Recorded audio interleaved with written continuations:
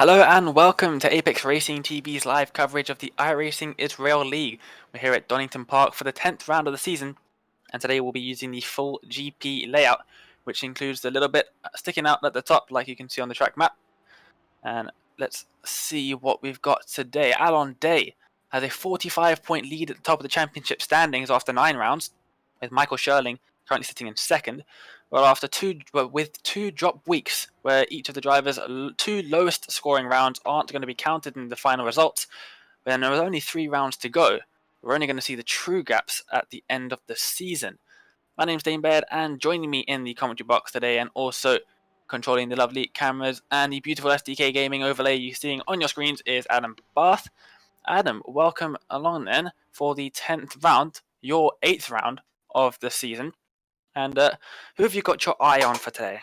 Well, I think the most improved driver that we've got at the moment surely has to be Shalva. And if the time's in practice for anything to go on, I'm really excited to see what he can do in terms of challenging Alon Day. We were speaking before we went on air that it was a shame that it looks like we don't have Dorian Tabechnic in the ranks for this race meeting again. I think that's the second consecutive race meeting where that's happened. But Shalva looks like he's rising to the fore here, and he was only a couple of tenths off Alon Day in practice. So the qualifying session just getting underway now, and I'm really excited to see who's going to be on pole for this one. I think we've got a proper race on our hands at a track which is going to be very difficult to master in these cars.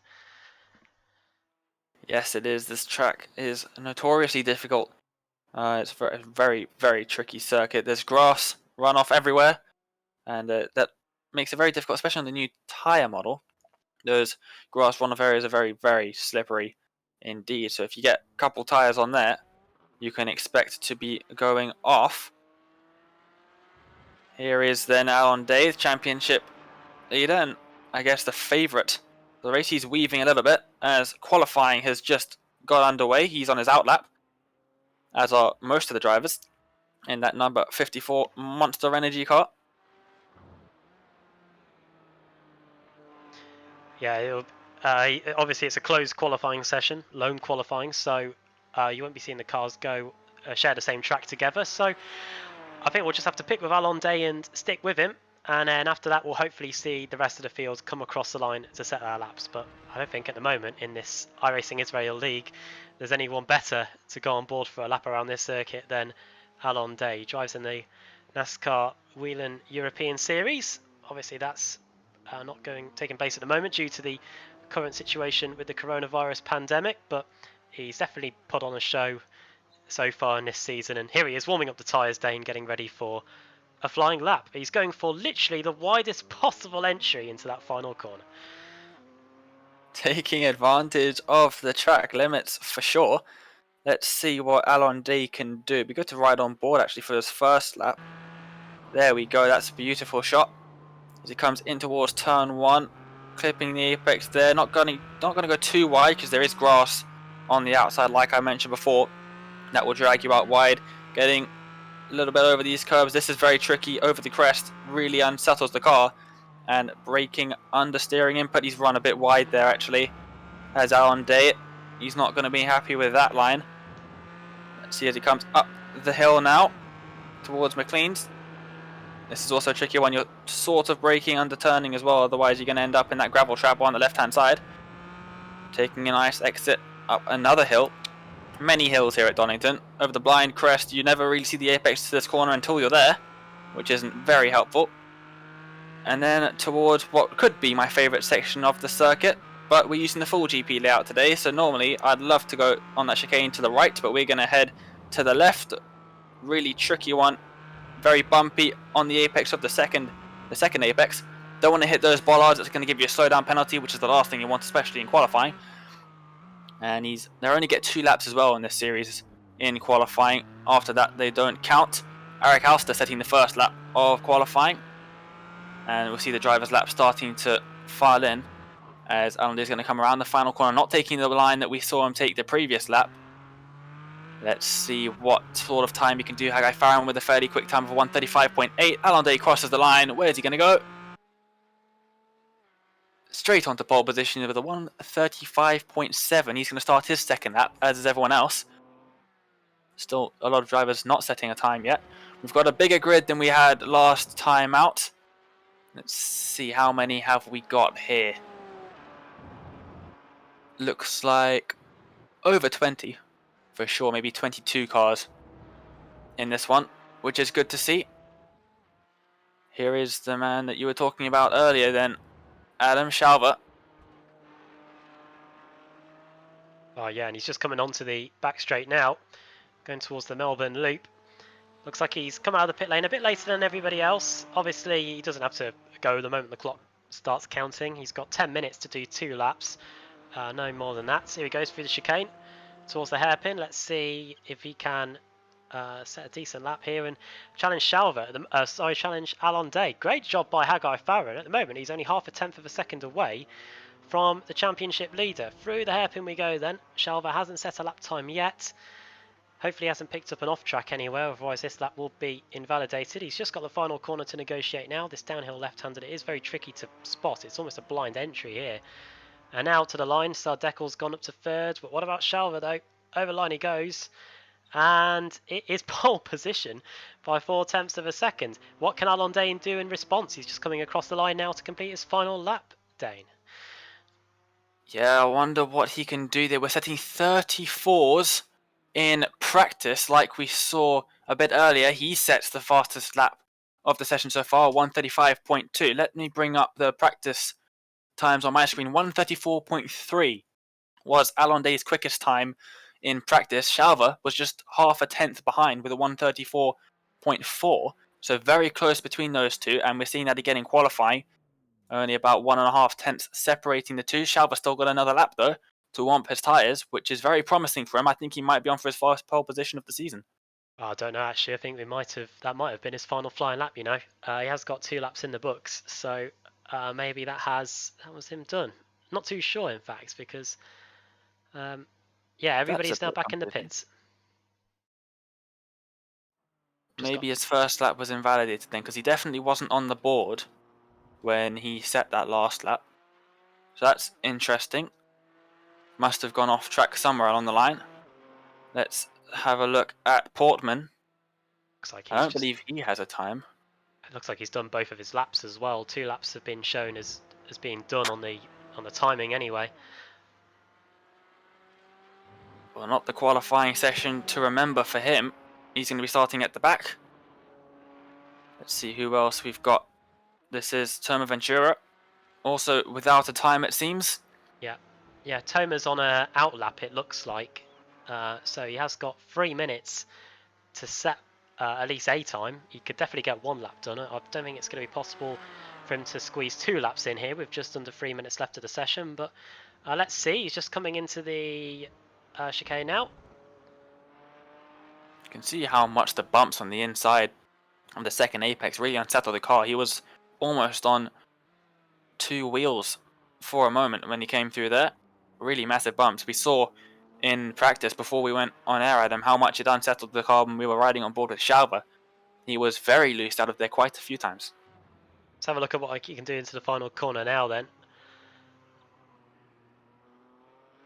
You've got to put the power down a lot later than you'd think in these cars. They are very unstable. Over the line goes Toma Ventura then to start his first flying lap. He's the last car running, so all eyes on him. Good opportunity for him to get a bit of exposure here in the iRacing Israel League. Through the first corner, red gate he goes. Now, through the crane of curves. Going to be very difficult in these cars, I should expect, especially in the opening stages of the half-an-hour race we've got coming up. Now, this is the old hairpin. Oh, takes a lot of the inside curve there. Just about makes the exit without picking up an off-track. If he did, then his lap would be over. Very much looks like a, don't know about you, Dane, but a driver that's just trying to get to grips with the circuit. It looks like it doesn't look like he's driven much around here. He might be struggling just a little bit. Donington is one of those tracks where the line is very unusual around most of the corners. They're not straightforward corners like we might have seen at some of the other circuits. They've often got very late apexes, or very early apexes, that you wouldn't really know unless you've driven a lot around the circuit. So you can see how different the lines have been between him and Alon Day when we looked at him earlier. And he's coming around the penultimate hairpin now. Very, very slow apex around there. And we'll see him come around the final corner and see what type of time he can do. There's a big spread of times. We've got Eric Alster at the bottom of the timing tower in 17th position. He's 3 seconds behind Alon Day, so he's got a big margin to try and get into. Let's see what he's done. And he sets a 1 minute 40.1. He's not going to be able to finish that lap that he's just started. Oh, and it wouldn't matter anyway. Anyway. Yeah. That's an off track. He looks like he's taking way too much of the inside curb, and that's thrown him off the circuit. But with 10 seconds left of qualifying, we'll be able to soon get the results up on the screen, and then we can start gridding up. Oh, that's very, very loose. He's done fairly well to keep that one out of the wall, actually. But there is the checkered flag, kicking him off the circuit very unceremoniously. And you can see the crowds are slightly more packed now than they were before. And the guys on the front of my screen seem to be social distancing quite nicely. But anyway, we've got the results of qualifying and your grid for today. Alon Day on pole position with a 135.2. A 10th behind him was Shalva. Then we've got Hagay Farran in 3rd. IMSA Michelin, the organizer, up into 4th. Sardeckel in 5th. Ori Lahav in 6th. We've got Michael Sherling, Oren Sade, Ran Sioni, and Peter Green rounding out the top 10. Then we have Gil Epstein, Yossi Gabay in his beautiful lime green car. Then we've got Yevgeny Patent, Dekel Nar, Nirkop Mizrahi. We've got Ido Isaac, Eric Alster, Toma Ventura. And the 4 drivers not setting a time. We've got Levitt, Cohen, Moshi in 21st position. And then we've got Leonid Portman in 22nd. Not sure how the server decided to rank the drivers without a time. I think it's on iRacing, isn't it? Cohen with the Levitt with just over 2k in iRacing, then Ron Cohen 1300, Moshi Pinchevsky just over 1000, and then Leonard Portman 900 iRacing. Yeah, that would make quite a lot of sense. Right, let's see. The drivers are starting to grid up somewhere. Oh dear, not again. Got a short This pace isn't lap. good. Very short pace lap. It looks like they're just before the chicane as they go on to the Melbourne Loop. So that is not what Alon Day wants. Obviously got some past experience that he would want to forget involving short pace laps back from a couple of weeks ago at Mid-Ohio. Hopefully he does a bit better with the start today. Just waiting for one car, it seems, at the back of the grid. With 3 seconds left, they better join quickly, otherwise they're not going to make the grid. Looks like they've missed out. There is a car definitely missing from the right-hand side of the grid there, near the back. Yeah, we're missing 2, it looks like. We're missing Toma Ventura and Moshi Pinchevsky, it looks like. So, yeah, 2 cars missing from the grid. Well, the pace car pulls away for the very short pace lap. Alon Day very much wants to get going. It seems he's pulling right up to the back of the pace car. And he is weaving. He didn't do that at Mid-Ohio. There wasn't really room to. But quite a bit wider circuit here at Donington than back at Mid-Ohio. So he's got more than enough room to start weaving, getting those tyres up to temperature. You can see how much he's braking as well.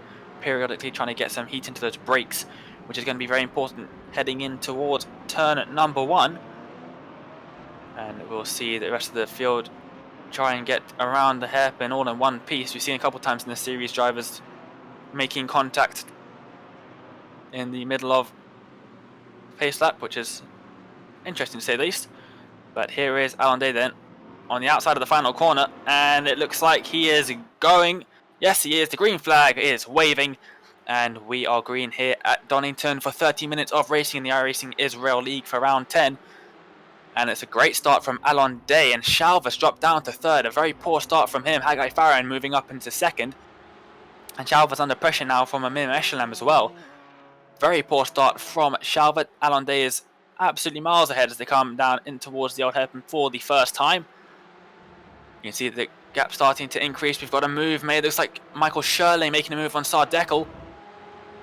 You can see them trying not to run side by side so early on in the race. That move into the old hairpin is very tricky to pull off. That's one of the more difficult braking zones, especially on cold tyres at the start of the race. And Michael Shirley makes that move up into 5th position. And he's got a Nir Michelin in his sights now, running side by side. Oh, there's a car off. Who's that? That is Yevgeny Patent in the number 8 car.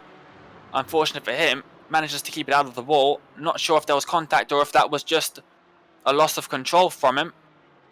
But it doesn't look like there's any damage on the front of his car.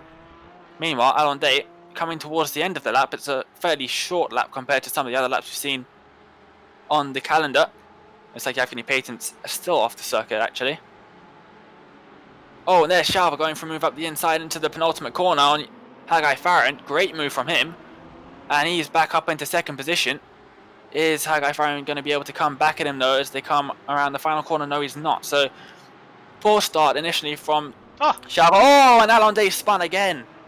Oh, and there's contact between Hagay Farran and Michael Shirling takes the lead. Looks like Hagay Farran and Shalva got together. Alon Day cycles back to 4th. Shalva still behind him. And they're side by side. Nir Michelin going up the inside of Hagay Farran, and he's made that move stick as well. Contact between the two. Bit of door banging. And Alon Day gets through as well. Hagay Farran moving very slowly at the moment. Shalva's up ahead of him as well. They're still side by side. And it looks like Shalva might be able to make that one stick. Yes, he does. Nir Michelin now under pressure from Alon Day, but Michael Shirley taking the lead of this race, Adam. Wow, what a crazy opening lap that was. At the beginning, at the very start of the race, it looked like that Shalva completely missed the green light, but those final 2 corners, we saw Alon Day have a moment, then maybe in the excitement of it all, Shalva, he dropped it as well through the final corner, and now it's resulted in Michael Shirley leading the race, Nir Michelin 2nd, and now Alon Day's got some overtaking to do. He hasn't had to do too much work recently at Road Atlanta. He was sailing off into the sunset by this point, but now he's got 2 cars in front of him, and they are going to be they're going to be tough to pass. First of all, he's got to get past Nir Michelin into the chicane. He has got the space at the inside, and that was pretty textbook there from Alon Day, I must admit. Through he goes into 2nd place, but now he's got to get after Michael Shirling, who's gained 6 places since the start of the race. And in the background, Shalva is battling away with Hagay Farran and Nir Michelin too. Oh, contact between Michelin and Alon Day. Alon Day looked like he was maybe outbroke himself in towards the penultimate corner there, and Nir Michelin back up into 3rd. Shalva up into 2nd. Oh, and there's more contact involving Alon Day. That was Hagay Farran poking his nose up the inside, and now they're both... Oh, that's not good at all. Oh dear, that's some pretty heavy contact to Alon Day there. Trying to rejoin the racetrack after being turned, it seemed, by Hagay Farran. Farran up into 3rd. This is all going on at the same time. It's really hard to keep up. Alon Day going 3 wide around the outside. Who's that? That's Shalva. All the way down in 10th. What happened to him? He looked like he got through all of that cleanly, but it seems not. Down in 10th. Alon Day now trying to go side by side with him as they come down towards the old hairpin. It's not going to work. Oh, and who's that? That was Sardekel spinning off. And he is retired back to the pit lane. So everything happening all at the same time. That's Gil Epstein off the circuit as well. This is a chaotic start. Oh yeah, I think we've got quite a lot of replays to go back through, haven't we? After all this, we've got the incident at the start, the incident at the final corner. Alon Day and Shalva are now both working their way through the field. Somebody's just gone off at the background of that shot. That looked like it was Ilo Isaac. And here we are, Alon Day now in 5th, Shalva in 7th position. And Shalva could be about to get past Dekel Nar here, and it looks like Dekel won't do much to stop him. Obviously, these drivers much quicker than Dekel, and Shalva is through up into 6th place. These two are going to be on a comeback trail. Fortunately, they've got still quite a lot of the race still to go here. But where do we start? I say we start off with what happened to Alon Day first of all. This is at the end of the opening lap. Oh, good move by Rancioni just before we cut to the cameras there. This is what happened. At the end of lap 1, Alon Day in the lead. So a bump on the inside that he hit. And Shalva looks like he spun it on a bump or nearly spun it on a bump as well. That's what allows Farran and Shirling through. And then what's going to happen here? This is what happened to Nir Michelin. This is when there was all that massive issue at the hairpin when Michelin goes for... Well, the door was open. I'll give him that. Alon Day didn't cover the inside there, and that's what happened as a result of that. Shalva is in front of us all at this point. He goes into the final corner. Everything seems fine here as we saw Alon Day spin. Oh, and then Shalva spins it as well. both of them go off, and then gets clobbered by was that Oren Sade? It just might have hit him there. Looks like it. Oh, that's all that happened down at the final corner, Dane.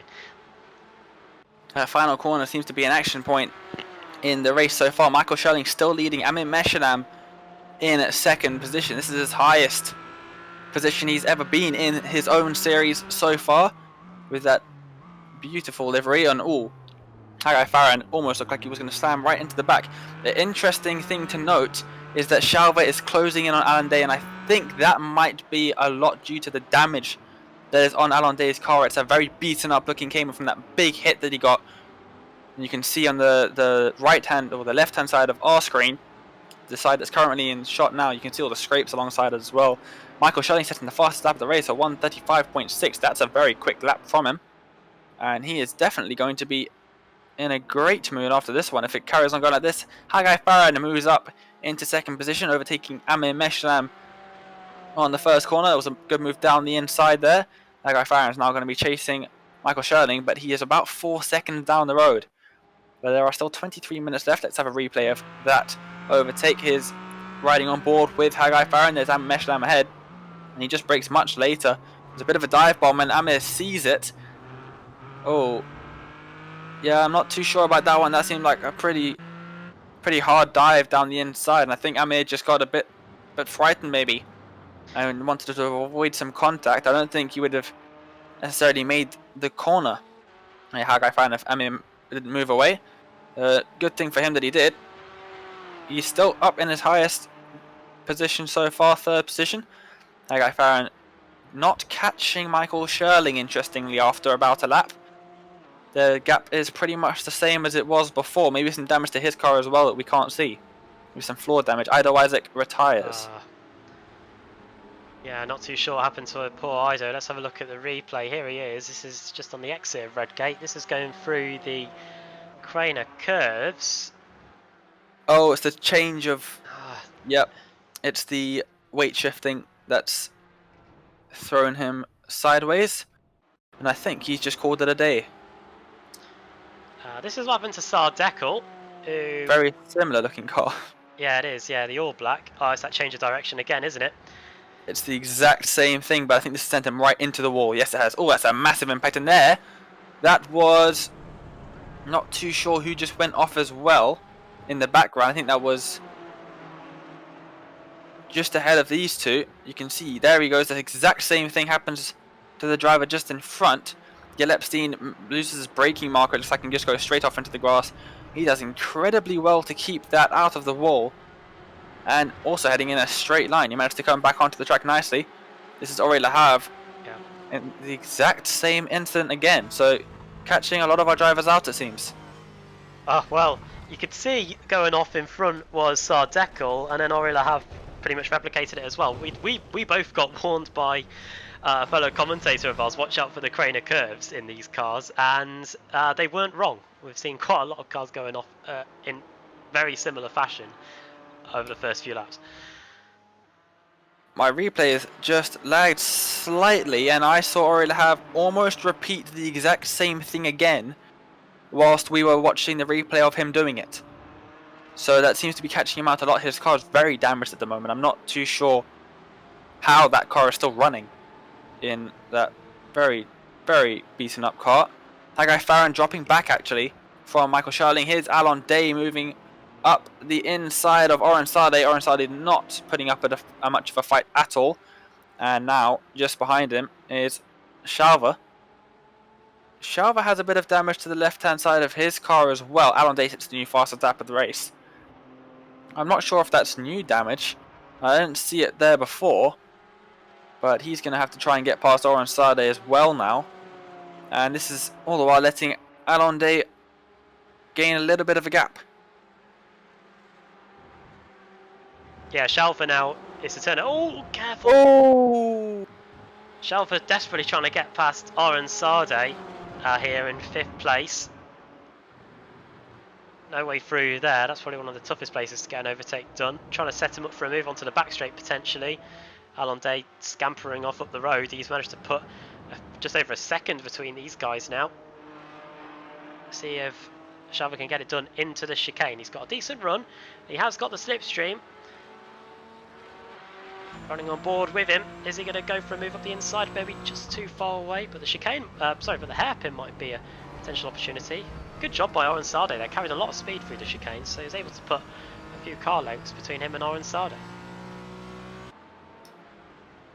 Definitely, we can see how much deeper Shalva is on the brakes there, completely destroying that gap that was built up by Oren through the chicane. I think Shalva was trying to make a bit of a try and increase his exit speed.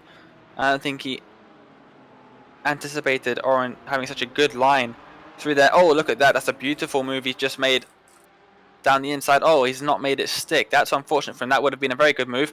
Michael Scherling sets the fast lap of the race, instantly beaten by Alon Day, and there's a dive from Shalva up into 5th position. Oren Sade is going to hang all the way around the outside, but looks like Shalva has just about made it stick. Yeah, good move from Shalva there, up to 5th place. Now he can set his sights after Alon Day, who put in another fastest lap of the race, a 1:35.08, 2 tenths quicker than Michael Scherling. We have got just over half the race still to go. I think the win is probably out of the equation for Alon Day. 12 seconds is the difference between he and the race leader. I lie, in fact, it's 9 seconds between Alon Day and the race leader. Oh, it looks like there's been a big incident involving Yossi Gabai and Peter Green. Oh yeah, exit the old hairpin. They were in a bit of a train. I did see on the timing tower. I was going to see if we could cut to it in a few moments, but looks like they've made some contact, or maybe they've just both they both get through the curves all right. And then what happens here? Oh, Yossi Gabai gets on the grass and they gets collected by Peter Green. Not too much damage to the cars, it seems. They just get a bit turned around on the grass, so synchronized turning around of the cars. And that looks like Peter Green's down in 15th position there. He's got Gil Epstein just ahead of him. Not sure if that was an overtake that's just been made or if... Yeah, it was, yeah. It has. So Epstein up into 14th then. Yossi Gabai just ahead of him. Deutsche Post livery on Gil Epstein's car, at least for what I can see anyway.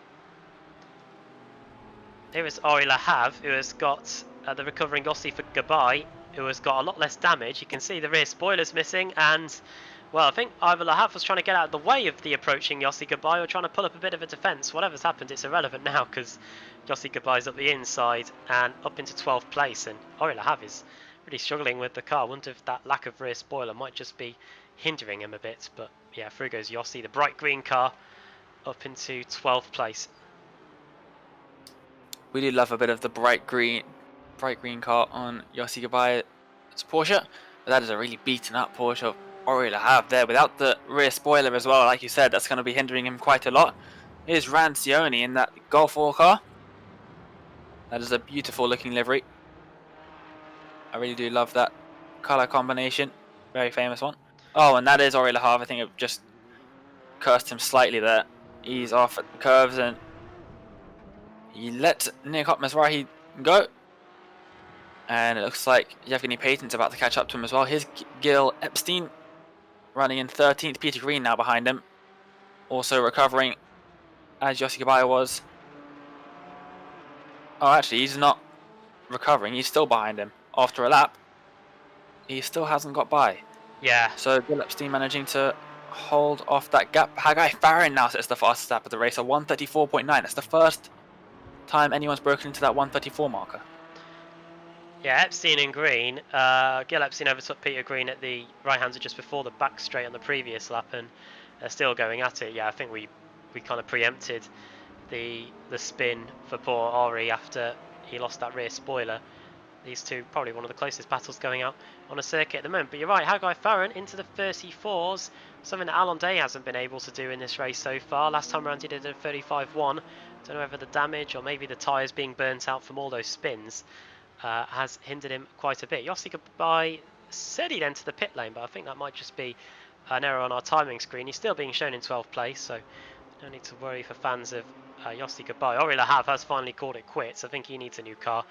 He is coming to the pits, as you can see on the timing tower. He's in 17th place. It looks like he'll drop down a few more places as a result of that much needed pit stop. And After this battle, Dane, I think the closest one we've got on the circuit as things stand is Hagay Farran's putting in another blistering lap. He's lighting up purple sector after purple sector. It's Rancioni and Deckel Nar here. They're just separated by around a second. But a couple of moments ago it was down to 3/4 of a second, so it's fluctuating back and forth in this mid part of the race. Yeah, drivers having a better advantage in different parts of the circuit, it seems. I think I found with another 134.9, and that was supposed to be the quickest lap of the race so far, if I'm not mistaken. So I wonder if he's gone off track, because that is faster than his previous lap. Alon Day would also have set a new fastest lap of the race with that lap, but he went off track as well. Well, these two are definitely lighting up the timing screens, aren't they? Hagay Farran and Alon Day. 34.90 as he said, 34.95 for Alon Day, so they're pretty much the only drivers lapping in the 34s at the moment. They are setting a blistering pace at the front of the field, but can Hagay Farran use it to his advantage? The gap is now down to 2.5 seconds. He was almost a second quicker than Michael Scherling on that last lap. He did mention that as well, Dane, so we could have a very interesting scrap on our hands here when we get to the closing stages of this race. Michael Scherling is the first car in that screen. There is a lapped car between he and Hagay Farran in second, and that is Sard Deckel. There he is there. And Hagay is flashing the lights, telling him to get out of the way. Yeah, maybe not. Maybe a bit preemptive from Hagay Farran. He looks like he almost went a bit deep into the hairpin there. But still quite a bit of time between himself and Sard Deckel. So, flashing his headlights, I always find it quite annoying when someone flashes the headlights in my mirrors. Like, I know you're there. Oh, that's a bit of a risky move to try and get out of the way at the exit of the hairpin. There you can see in the background, IMSA Michelin and Alon Day. Alon Day is close right onto the back of IMSA Michelin there. So that's going to be an interesting one to watch. Hagay Farran gets past Sard Deckel and now has his eyes set firmly on Michael Scherling as Shalva sets a 134.8. That is the new fastest lap of the race. Yeah, the time's starting to come down now as the race progresses. We did see this at Road Atlanta. In fact, we've seen it most of the season, where it does take a while for these Porsche GT4s to come up to speed. Here is Alon Day. He's got a sniff of a podium here, and he's got just over 10 minutes to try and get past IMSA Michelin here. And Michelin, to his credit, has done a very good race. He did exactly the same at Road Atlanta this week. When we spoke to him, he was very happy. But it's going to be a really tough ask for him to hold on to third spot, and Alon Day is going to come up the inside into the right-hander before we even go onto the back straight, and he forces IMSA Michelin to yield there. So Day up into third. Hagay Farran is 5 seconds up the road, and Alon Day last time around was just over half a second quicker, but he's going to have to set lap times just like that if he wants to close down the 5-second buffer between he and Farran. Definitely, he's about 5 seconds, like you said, between himself and Hagay Farran, and then a further 2.5 seconds between Farran and Scherling. So if he wants any chance of a win in this race, he's only got 11 minutes to do so. He's going to have to gain pretty much a second a lap from now until the end of the race to try and close down that gap. Let's see what sort of lap times all the drivers at the front set. 34.9 from Scherling, 35 flat from Farran. Let's see what Alon Day does. A 135.1, so he's actually slower. I think that probably because he had to overtake IMSA Michelin on that lap. Shalva closing in on IMSA as well. We've got some positions being changed hands. That's Gil Epstein and Peter Green once again. So Epstein still managing to stay ahead. Looks like they might have gone a bit of side-by-side action just a few moments ago. As lighting up the rear tyres as Epstein. That's going to hinder his exit.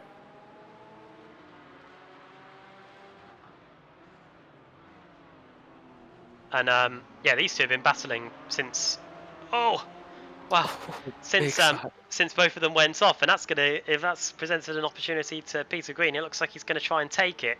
Is around the outside of Redgate isn't the most normal overtaker maneuver you see. Is he going to try and get the cut back? Well, Gil Epstein manages to take control of that, and despite that mistake through the final corner, it's still Epstein leading Green here in the fight for 13th. Very good driving from both of them. Is that a dive into the odd hairpin? Yes, it was. That was very, very close between the two drivers and Green. had a pretty poor exit because of it, and he's dropped back slightly, 0.8 of a second between the two. Yeah. But Green's finding it very difficult to get past Epstein. His defense seems to be pretty good. Yeah, I took out the boss of Apex Racing TV at the old hairpin by trying to make a move like that in a GT3 car. There's a YouTube stream of that somewhere if you want to go and have a look at that.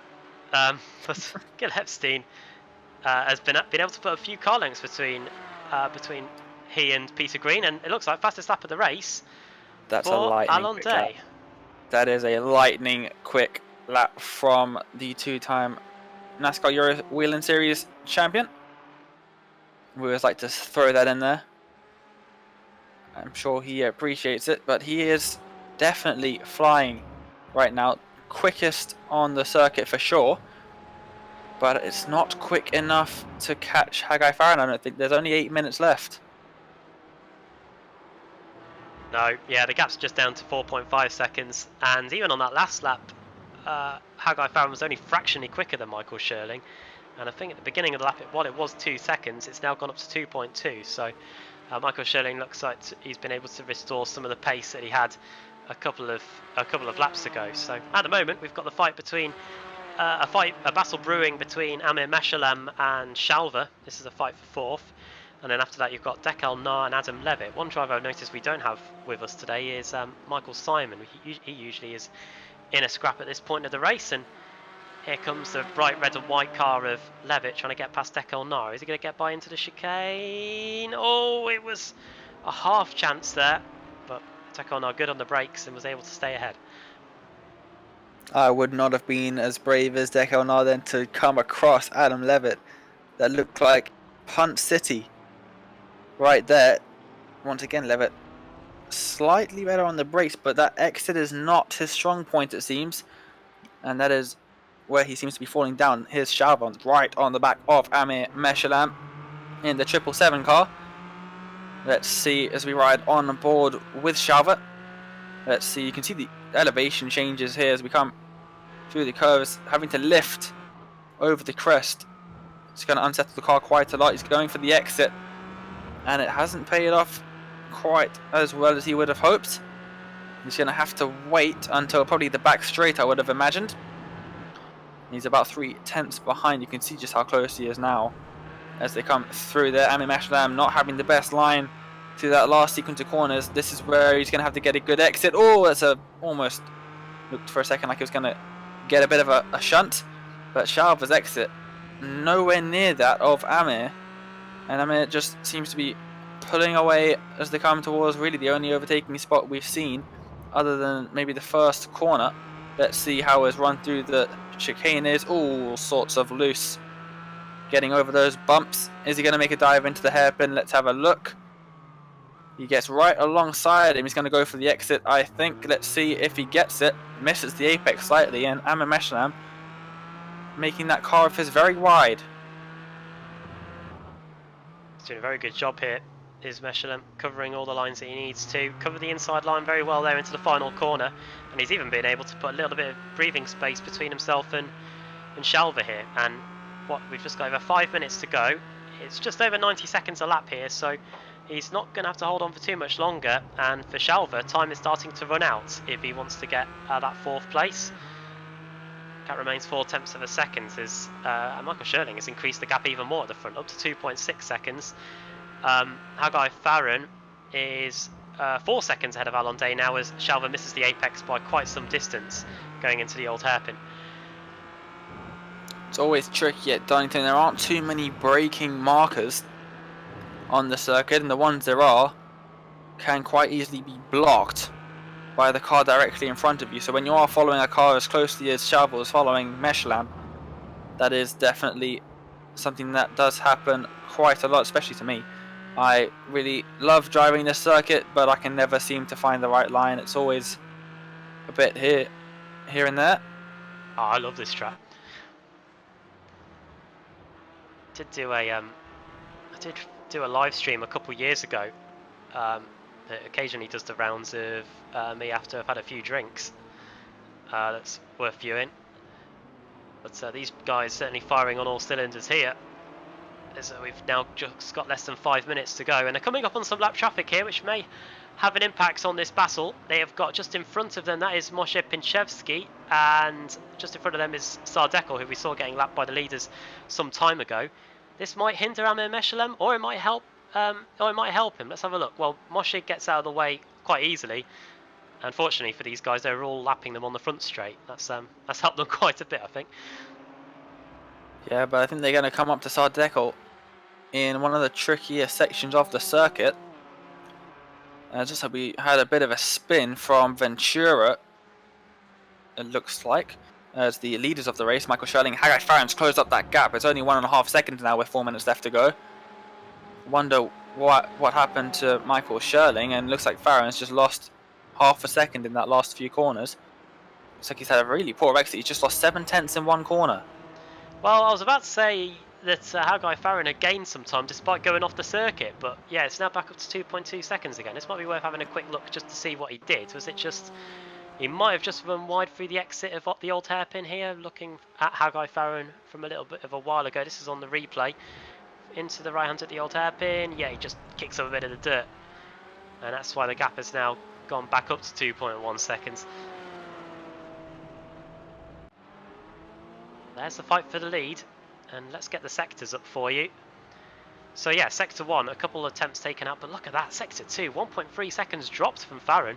If he hadn't done that, well, the gap could have been less than a second with just a couple of laps to go. Yeah, that really has hurt him. Look at that in the background of the shot. That is Alon Day right up to this party, and further in the background you can just see IMSA Michelin and Shalva, but there's Alon Day with the 134.6. That is an absolutely lightning lap. That is 2 seconds he's just taken off of Hagay Farran on that last lap. So that is, you can see in sector 2 he gained 1.7. So that is really big gain for him. Shalva still not got past IMSA Michelin. He's only got 2 minutes left to do it, so I reckon we're going to get 2 more laps. Shalva's off the circuit. Is he going to hit the wall? No, there's a fairly big gravel trap there, but is he going to lose any more positions? Oren Sade is quite far behind. I don't think he will. No, even with that off, he's just 10 seconds, or just under 10 seconds away now. I think that might go down to a little bit. Where is Oren Sade? There he is. So it's now gone down to around 4 seconds, I think, between Shalva and Sade.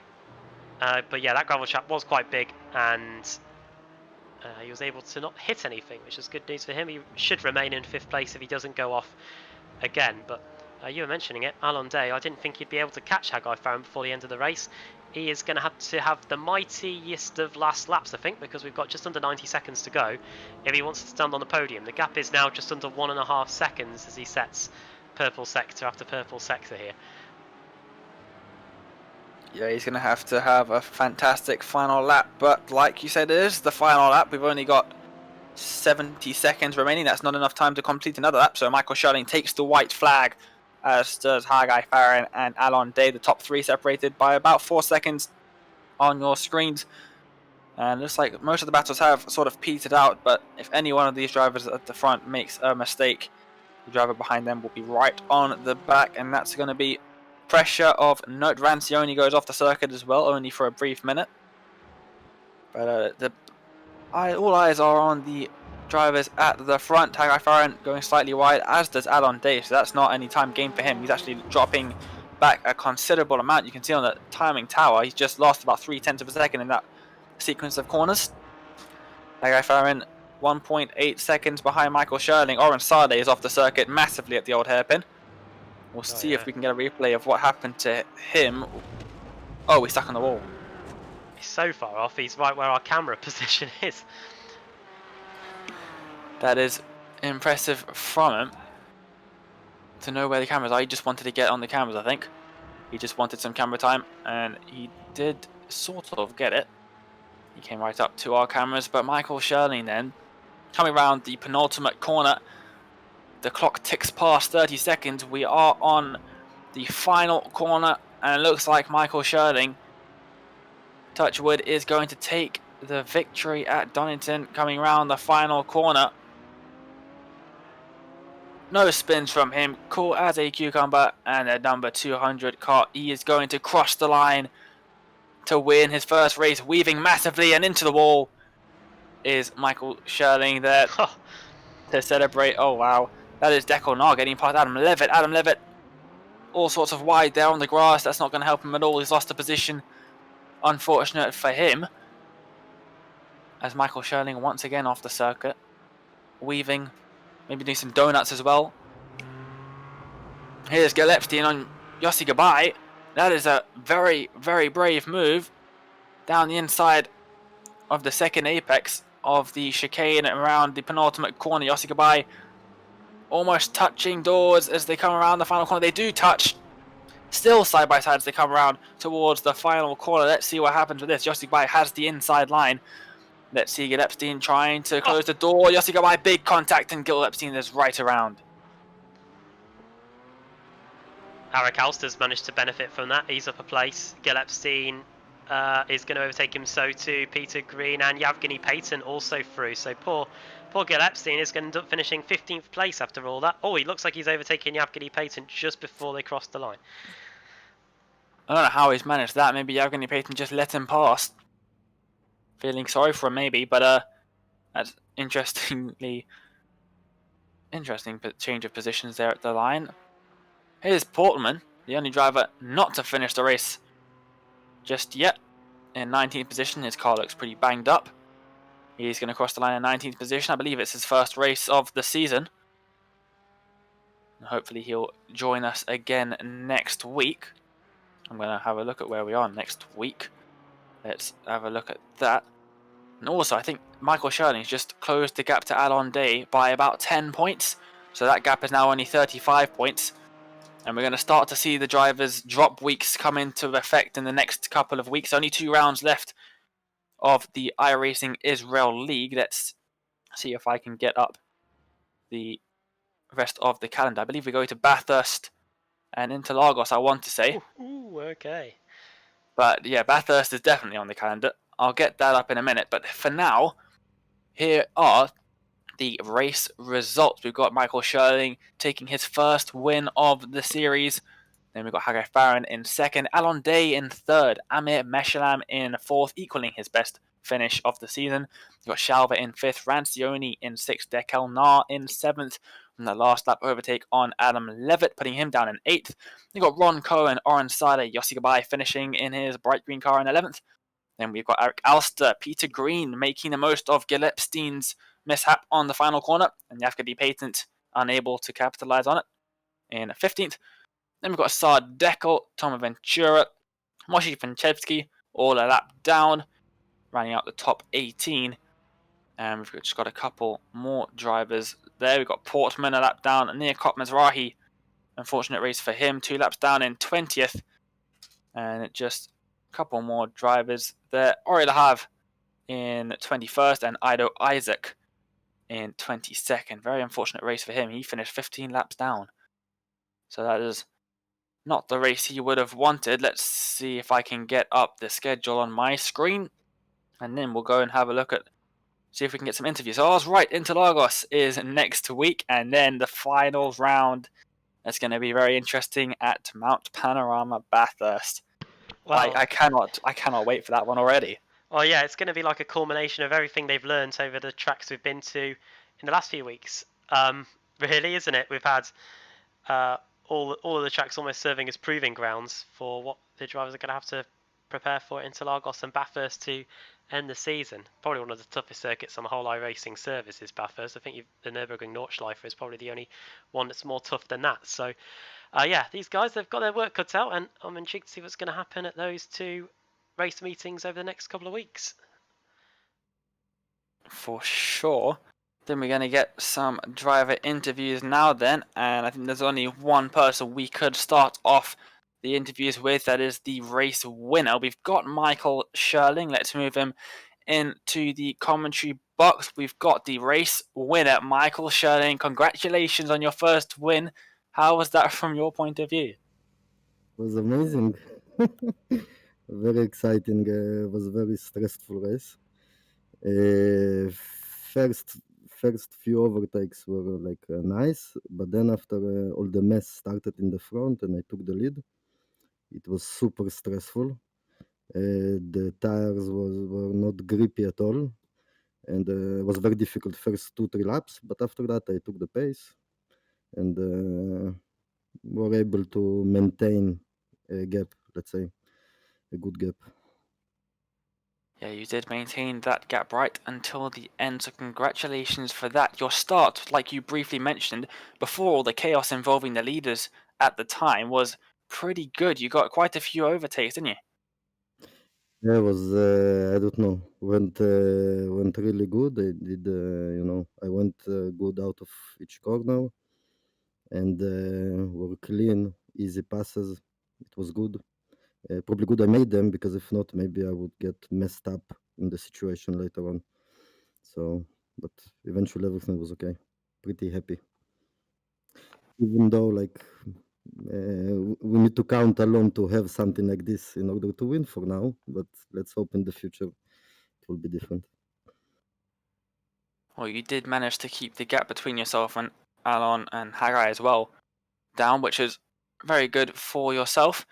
And we've got 2 rounds left of the series. You're currently sitting in second position in the series standings, which is fantastic to see. You're about 30 points behind, I believe, from Alon Day after this race. And there's obviously 2 drop weeks as well, so that's going to play into things as well. But I think we've got 2 rounds left at Interlagos and Mount Panorama. I think that's going to be a very interesting one at Mount Panorama, don't you think?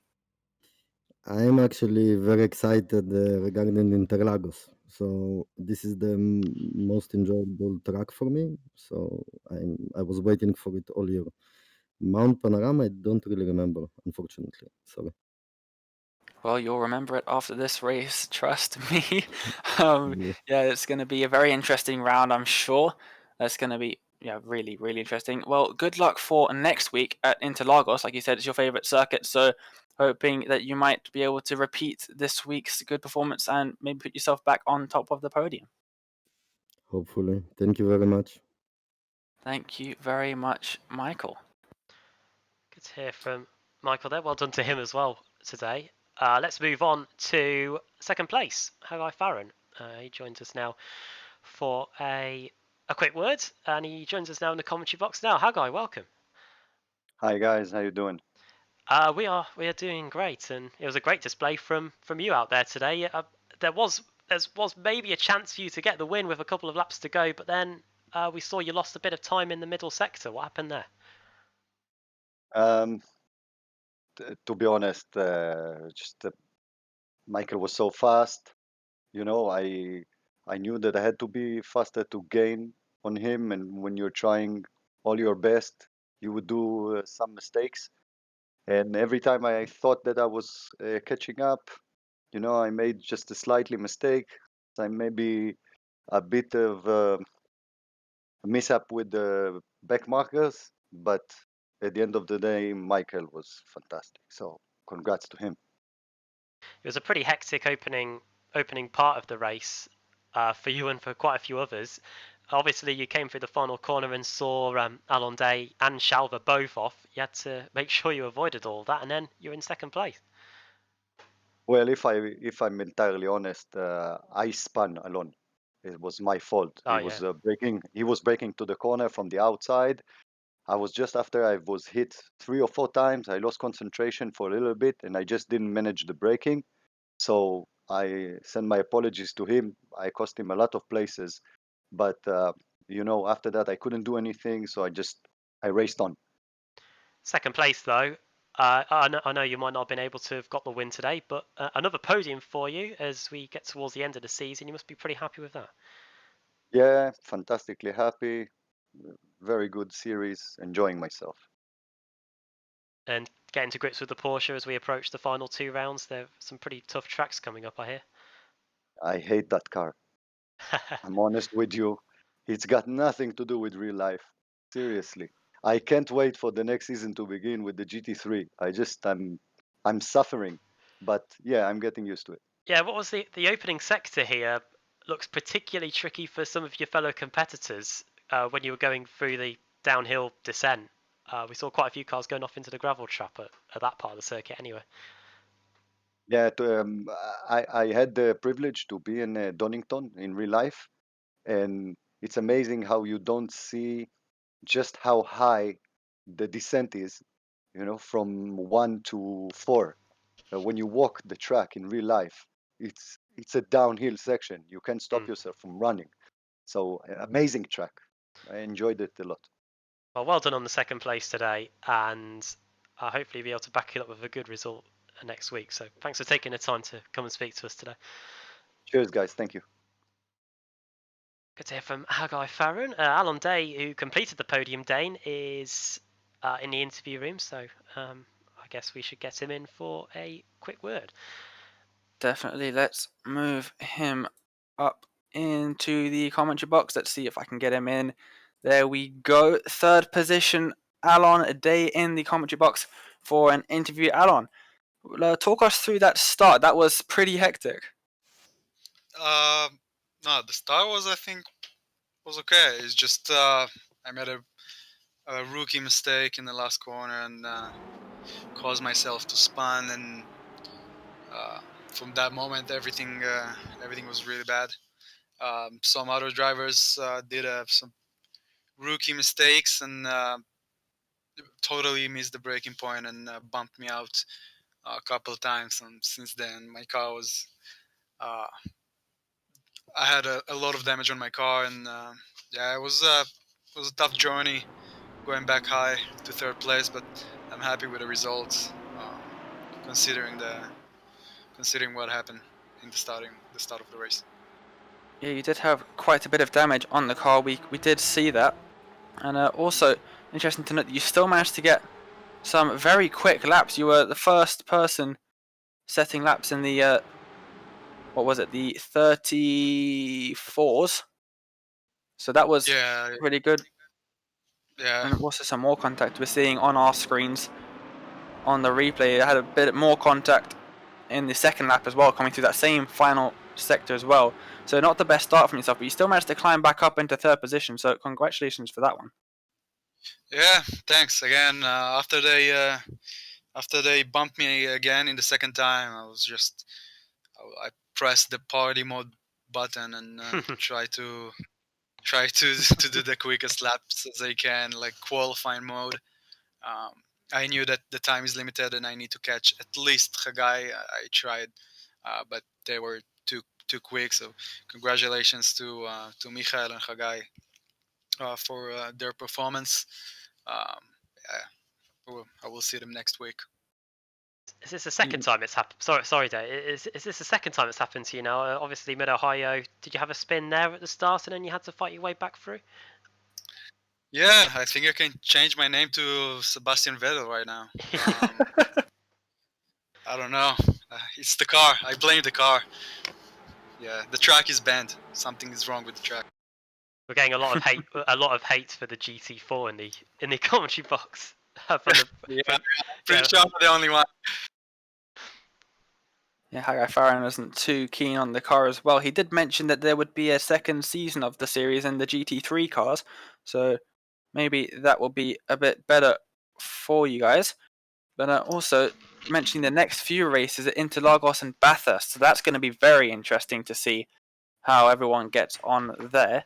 I'm sure they're going to need quite a bit of guidance to try and survive Mount Panorama. Yeah, Mount Panorama. I can't wait for that. Yeah, it's gonna be challenging. I'm looking forward. Yeah, also Interlagos should be quick and with a nice flow. Um, this week, particularly Donington was tough. The weather and the setup and everything, especially in the first few laps. So I hope it will be a bit different, and the weather will be a bit different in Interlagos, and we can see some better racing and less people spinning out. That would be great to see. Well, thank you, Alon, for joining us for an interview, and we'll see you next week for Interlagos then. Thank you very much. Thank you, guys. All right, Adam, we've got time for one more interview then. Okay, let's get Shalva in then. He was also in the mix during that one. Let's drag him in. He joins us now for an interview now. Shalva, welcome. Hey guys. Well, if the times in practice and qualifying or anything to go by, you and Alon Day were very, very close, but then that got thrown out of the window within the first few laps as you and Alon both dropped down the field due to various bits of contacts in that final corner. It was quite ridiculous, wasn't it? Quite a roller coaster of a race. I was actually feeling pretty good. Like I was feeling quick. I was pretty much keeping up to pace with Alon, and then both of us spun. We dropped down from number one and number two position to like 12 or something, and we had to try and climb our way back up. Uh, Alon, I think he managed to make it to the podium, but I was struggling all race. I was feeling like I was driving on ice. And then Alon spun, and it looked like you were going to end up taking the lead as a result of it, but then you had a half spin yourself. Yeah, something about that corner. Maybe somebody spilled oil there or something, because everybody was spinning. Like I think Alon lost it, then I lost it, and Hagay lost it kind of as well. So I was really struggling with that corner and pretty much all around the track. I was losing the reel the whole time, and the damage that I got, which was my fault obviously, but the damage that I had didn't help at all. And as the race came to its conclusion, you and IMSA Michelin were very close. You just weren't able to get by in the closing stages. Yeah, I think I was missing top end speed from the damage. My wheel was kind of crooked. I think you can see it in the footage right now. And I was just unable to catch. Amir was very, very quick on the important corners, the ones which lead to straights, and I was just unable to take him. And I just crumbled under the pressure and spun again and got into the gravel. So yeah, good for him. Well, so far you've had a couple of race meetings now in the series. How are you finding it so far? And it looks like you're on a pretty upward curve at the moment. You're getting closer and closer to the guys at the front. Yeah, I'm having a lot of fun. I really love the two upcoming tracks in Brazil and Mount Panorama. I really love them. I drove them a lot, and I'm feeling pretty confident. I think I'll be fast, and I think I'll be able to challenge for the win. And hopefully, I'm not gonna spin. I'm gonna practice some cold tire laps. Yeah, you really need to practice those on this. Well done on the fight back through the field. Hopefully we'll see you fighting again at the sharp end of the grid this time next week. Thanks a lot, guys. Goodbye. Good to hear from Shalva, and I think, Dane, that is us out of time. So yeah, another good race at Donington, and I didn't expect to see everybody else fight, well, the likes of Alon Day and Shalva fighting back through the field, but it was good for Michael Scherling and Hagay Farran. They were able to benefit, and they've come away from here with some pretty strong results. Absolutely, and of course, Alon Day adding another not great result to his sheet. He's obviously only joined us from the third round of the series, so his first 2 weeks are going to be his drop weeks, where he didn't score any points. So every point that he gets in the series for the rest of the season is going to be counting towards his final. So with other drivers getting a bad week and using it as their drop week, he hasn't got that privilege. So it's going to be very interesting to see how he gets on with the last two races. He still has a 30-point lead so far. And I think once some other drivers lose some of their results finishes, I think that lead might increase a little bit. Obviously, Dorian Tabechnic probably could have closed down on him quite a bit in the last few weeks. Hopefully, he's doing okay and he can join us in the last two race weekends or race meetings on Monday nights.